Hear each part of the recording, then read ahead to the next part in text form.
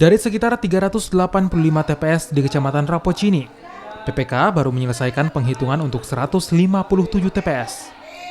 Banyaknya jumlah TPS dan kotak suara di Kecamatan Rapocini menjadi tantangan bagi anggota PPK karena mereka harus membagi tim untuk mempercepat rekap.